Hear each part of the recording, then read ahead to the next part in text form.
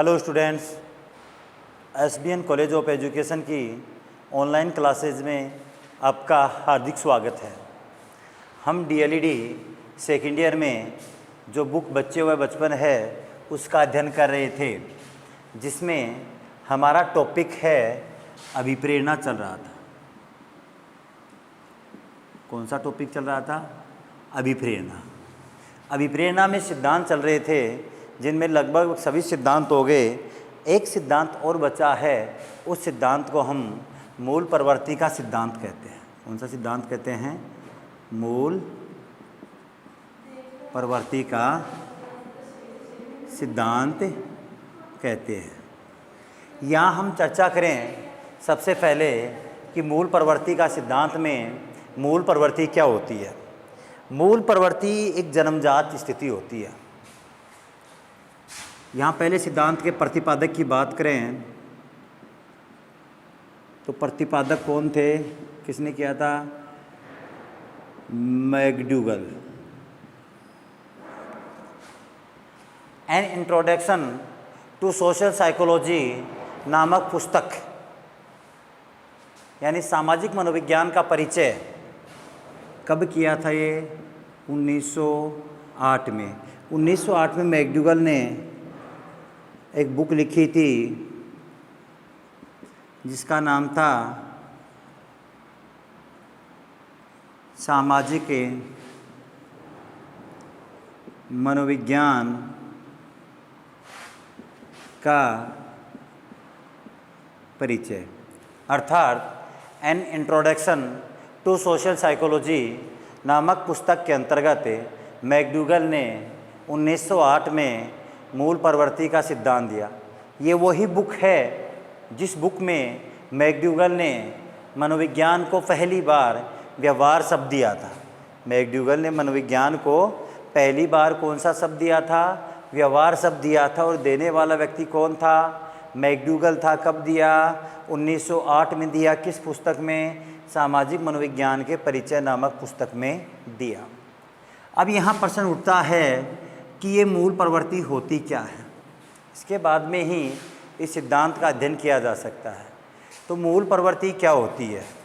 तो अगर हम चर्चा करें किसकी? मूल प्रवृत्ति की, तो मूल प्रवृत्ति एक जन्मजात प्रवृत्ति होती है, व्यक्ति में जन्म से ही पाई जाती है। और मूल प्रवृत्तियों में व्यक्ति की वे क्रियाएँ शामिल की जाती हैं जो निश्चित संवेगों के बाद निश्चित व्यवहार होता है, उन्हें मूल प्रवृत्ति कहते हैं।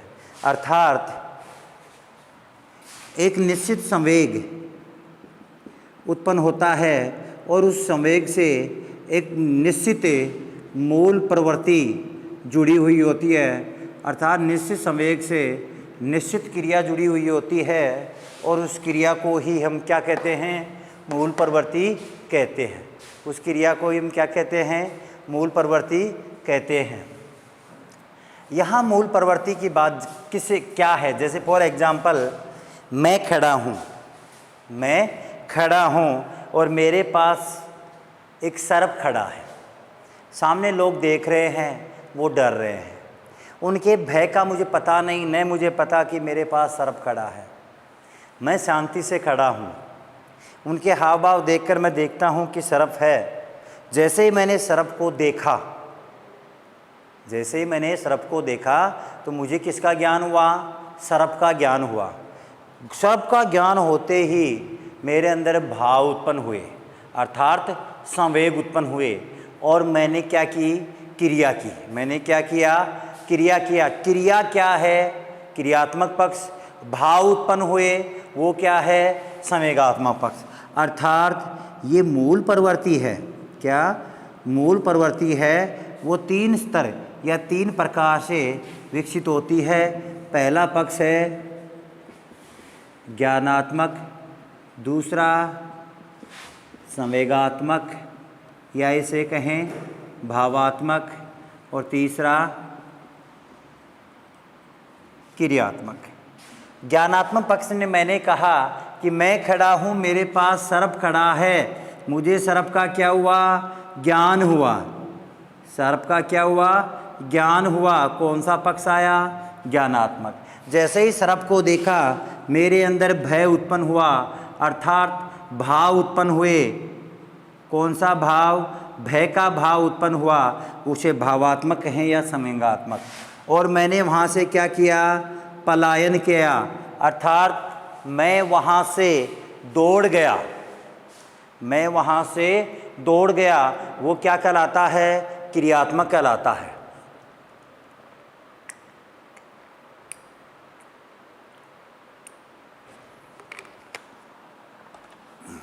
आगे हम बात करते हैं। तो ये तो बात आती है कि मूल प्रवृत्तियाँ 3 स्तर से विकसित होती हैं। पहला ज्ञानात्मक प्रकार से, दूसरा भावात्मक या संवेगात्मक, और तीसरा क्रियात्मक है। अब बात आती है, तो हर क्रिया इसी से जुड़ी हुई होती है। जैसे फॉर एग्जाम्पल, मुझे भोजन की कमी है शरीर में या पानी की कमी है। मैंने अभी पानी पिया, पानी की कमी है, और पानी की कमी है तो मुझे ज्ञान हुआ कि शरीर में पानी की कमी है, वो तो ज्ञानात्मक। फिर मुझे फीलिंग आई, कमी होती फीलिंग आई, और वो किसकी आई? प्यास की आई। और मैंने क्रिया की, किसकी ओर क्रिया की? पानी की ओर क्रिया की, और पानी को प्राप्त करने तक मैं क्या रहा? क्रियाशील। तो ये जो भावात्मक पक्ष है उसे ही संवेग कहते हैं। अब आती है बात कि संवेग, ये मूल प्रवृत्तियां हैं, इनका व्यक्ति के जीवन में क्या महत्व है। तो मूल प्रवृत्तियों को मनोवैज्ञानिकों ने उस घड़ी के समान बताया है। मूल प्रवृत्तियों को मनोवैज्ञानिकों ने उस घड़ी के समान बताया है जिस घड़ी में कबानी होती है। कबानी का मतलब होता है 3 सुइयाँ आती हैं, उसके बीच में एक सुइया सा और बीच में लगा हुआ होता है, जिसके सहारे तीनों सुई चलती हैं, उसे कहते हैं कबानी। अगर किसी घड़ी से उस कबानी को हटा दिया जाए तो वह घड़ी समय बताने में क्या होती है? व्यर्थ होती है। वह घड़ी समय बताने में क्या है? व्यर्थ है। तो उसी प्रकार अगर जीवन से भी इन मूल प्रवृत्तियों को हटा दिया जाए, व्यक्ति के जीवन से इन मूल प्रवृत्तियों को हटा दिया जाए, तो व्यक्ति भी क्रिया करना असंभव है। मूल प्रवृत्तियों को हटा दिया जाए तो व्यक्ति का क्रिया करना भी क्या है? असंभव है। अर्थात इसका व्यक्ति के जीवन में बहुत ही अहम योगदान है। मैकडूगल ने अपने सिद्धांत में कुल 14 मूल प्रवृत्तियां बताई हैं, और इन 14 मूल प्रवृत्तियों से 14 ही संवेग जुड़े हुए बताए हैं। अर्थात प्रत्येक मूल प्रवृत्ति से एक संवेग जुड़ा हुआ किसने बताया है? मैकडूगल ने। तो दोस्तों, यहाँ हम देखते हैं कि वो 14 मूल प्रवृत्तियाँ कौन सी हैं और 14 संवेग कौन से हैं।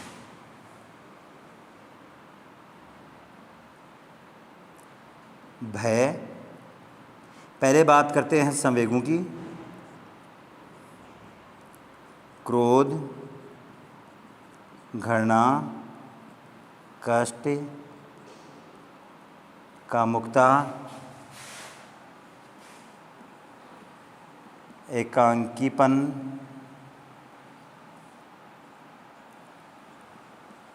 वात्सल्य, भूख,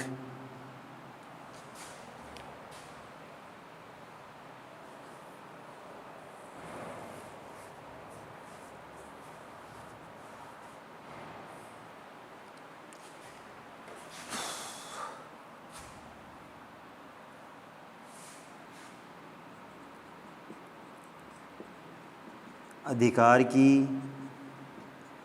भावना,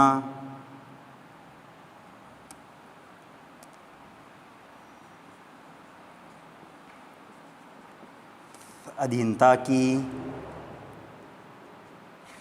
भावना, अधिकार की भावना, अधीनता की भावना। इसके बाद में मैंने लिखा भय, क्रोध, घृणा। क्या लिखा? भय, क्रोध, घृणा, कष्ट, कामुकता, एकांकीपन, वात्सल्य, भूख, अधिकार की भावना, अधीनता की भावना, श्रेष्ठता की भावना।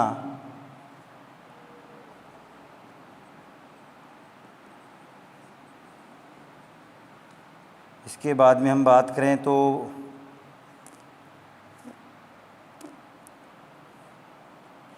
इसको मिटा देता हूँ,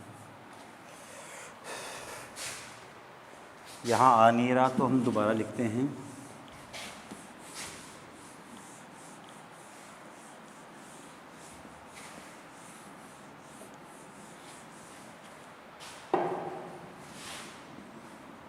भय, क्रोध, देखो मैं लिख रहा हूँ, उसी रूप में याद करोगे तो बड़ा आसान होगा। तो भय, क्रोध, घृणा, काष्ठ, कामुकता,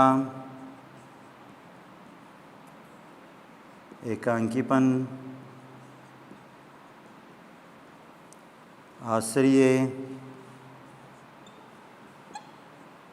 भूख,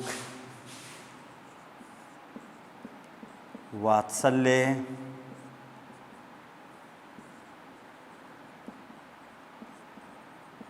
अधिकार की भावना,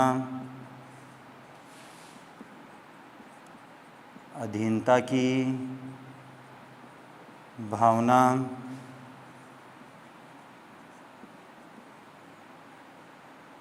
श्रेष्ठता की भावना,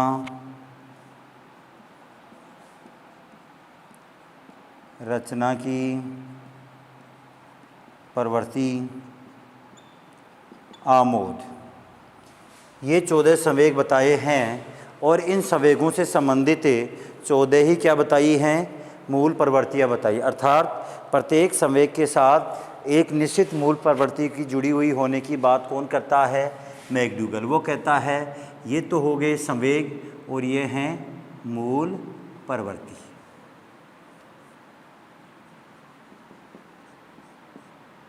अब मूल प्रवृत्ति कौन, भय से हो गया पलायन, क्रोध से हो गया युयुत्सा या युद्ध प्रिय। डर लगेगा तो क्या करेंगे, पलायन करेंगे। किसी भी वस्तु से हमें अगर डर लगता है तो वहाँ से क्या कर जाते हैं, पलायन कर जाते हैं। कहीं भी हमें अगर डर की फीलिंग होती है तो वहाँ से क्या कर जाते हैं, पलायन कर जाते हैं। क्रोध, क्रोध आता है तो युद्ध करने की इच्छा होती है या कहें युयुत्सा के भाव उत्पन्न होते हैं। घृणा, घृणा का मतलब क्या हुआ, घृणा का मतलब हो गया निवृत्ति। व्यक्ति किसी भी वस्तु से घृणा होती है, जैसे आप कहीं से जा रहे हो और गंध आ रही है, बदबू आ रही है आपको गंध में, तो बदबू आ रही है तो वहाँ से छुटकारा पाना चाहते हो। बदबू आ रही है तो घृणा होगी, छुटकारा पाना चाहते हो, तो वो क्या है, निवृत्ति। कष्ट हो गया तो संवेदना जैसी फीलिंग होती है। कामुकता, काम भावना, एकांकीपन, सामूहिकता, समूह में रहने की प्रवृत्ति। आश्चर्य, अचंभा होता है तो जिज्ञासा उत्पन्न होती है उस विषय वस्तु को, ये यहाँ क्या हुआ, यहाँ पर क्या हुआ, और हमारी जिज्ञासा उत्पन्न हो जाती है ऑटोमेटिक ही, और हम वहाँ कर जाकर देखते हैं कि वास्तव में यहाँ पर क्या हुआ है, तो उसे कहते हैं जिज्ञासा। भूख,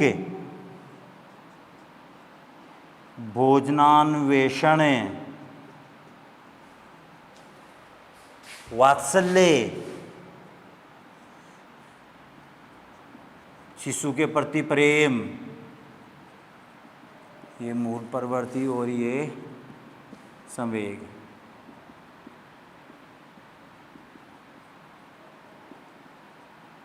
अधिकार की भावना, संग्रहण, अधीनता की भावना, आत्मग्लानि, श्रेष्ठता की भावना,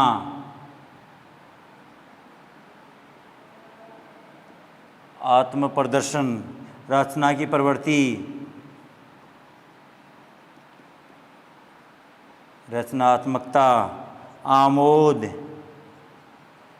हास्य। ये 14 संवेग हैं और इन 14 संवेगों के साथ 14 मूल प्रवृत्तियाँ जुड़ी हुई हैं। भय के साथ पलायन नामक मूल प्रवृत्ति, जब भी डर लगेगा हम उस जगह से हमेशा दूर हटना चाहते हैं और दौड़ भगकर वहाँ से दूर पलायन कर जाते हैं। क्रोध, जब भी हमें क्रोध आता है तो हमारी इच्छाएं होती हैं कि हम क्या करें हैं, युद्ध करें, लड़ाई करें, ऐसे अंदर से विचार आते हैं तो उसे कहते हैं युयुत्सा।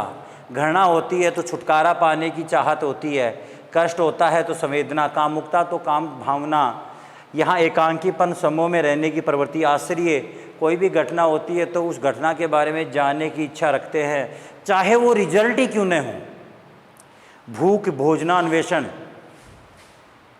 भोजन ग्रहण करने की प्रवृत्ति, जब भी भूख उत्पन्न होती है तो भोजन ग्रहण करने की प्रवृत्ति पाई जाती है, उसे कहते हैं भोजनान्वेषण। वात्सल्य, वात्सल्य की प्रवृत्ति सर्वाधिक महिलाओं में पाई जाती है। चाहे बस में देखते होंगे, कोई बच्चा है उसके नोज लटक रहा है और पीछे महिला बैठी है, तुरंत साफ कर देती है। जेंट्स के बजाय महिलाएं ऐसा क्यों? क्योंकि उनमें शिशु के प्रति क्या पाया जाता है, वात्सल्य पाया जाता है। यही कारण है कि ज़्यादातर विकसित देशों में प्राथमिक स्तर की विद्यालय में सबसे ज़्यादा महिलाओं को अपॉइंटमेंट किया जाता है। क्यों? क्योंकि वो छात्रों को प्रेम भावना के साथ अध्ययन करवाती हैं, क्योंकि उनमें वात्सल्य की प्रवृत्ति पुरुषों की तुलना में अधिक पाई जाती है। अधिकार की भावना, यानी अपने अंडर में कुछ इकट्ठा करना, ये प्रवृत्ति सर्वाधिक बाल्यावस्था में पाई जाती है और बाल्यावस्था में भी लड़कियों में सर्वाधिक पाई जाती है। आप देख सकते हो बाल्यावस्था में लड़कियों के बैग में काफ़ी चीज़ें स्टॉक मिलेंगी। तो संग्रहण की प्रवृत्ति या अधिकार की भावना के कारण संग्रहण की प्रवृत्ति नामक मूल प्रवृत्ति उत्पन्न होती है। अधीनता की भावना, किसी के अधीन अगर हम कार्य कर रहे हैं और अपनी वो रेपुटेशन जमाने के चक्कर में कुछ दिशा निर्देश रोज़ डालता है तो उस जगह पर हमें आत्मग्लानि जैसा फीलिंग होता है, वो कहलाता है अधीनता की भावना। श्रेष्ठता की भावना, हमें कुछ आता है तो हम अपने आप को कहीं भी प्रदर्शित करने की इच्छा शक्ति रहते हैं, वो होती है श्रेष्ठता की भावना, जिसे हम, ये तो भाव उत्पन्न होते हैं श्रेष्ठता के भाव, मौका मिलते ही हम अपने भाव क्रियाओं को वहाँ पर क्या करते हैं, प्रदर्शित करते हैं, वो कहलाता है आत्म प्रदर्शन।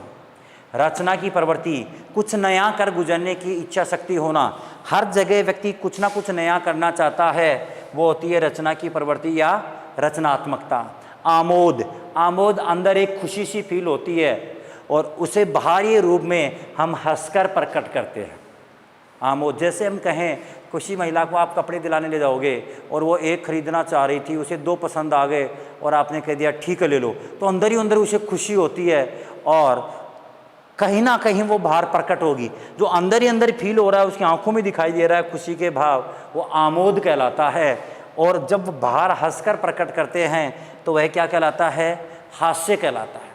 तो इस प्रकार मैकडूगल महोदय कहते हैं कि प्रत्येक संवेग के साथ एक मूल प्रवृत्ति जुड़ी हुई होती है और वो मूल प्रवृत्ति ही व्यक्तियों को क्रिया करने के लिए जिम्मेदार होती है।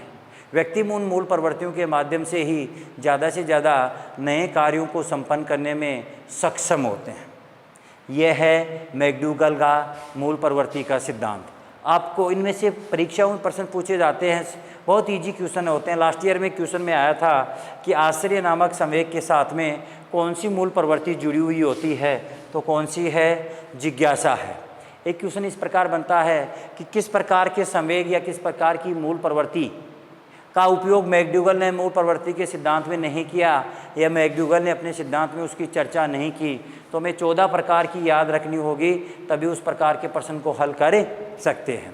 नेक्स्ट क्वेश्चन इसमें बनता है कि मैकडूगल के सिद्धांत में कितने पक्षों में यह विकसित होता है, तो 3 पक्षों में, ज्ञानात्मक, भावात्मक और क्रियात्मक। किस पुस्तक में, an introduction to social psychology, an introduction to social psychology नामक पुस्तक के अंतर्गत मैकडूगल ने यह सिद्धांत दिया था, मूल प्रवृत्ति का सिद्धांत। An introduction to social psychology पुस्तक इसलिए फेमस है क्योंकि मैकडूगल ने इसी पुस्तक में 1908 में मनोविज्ञान को व्यवहार शब्द दिया था। यहाँ ध्यान रखना बच्चों, व्यवहारवाद युग की रचना वाटसन ने की थी।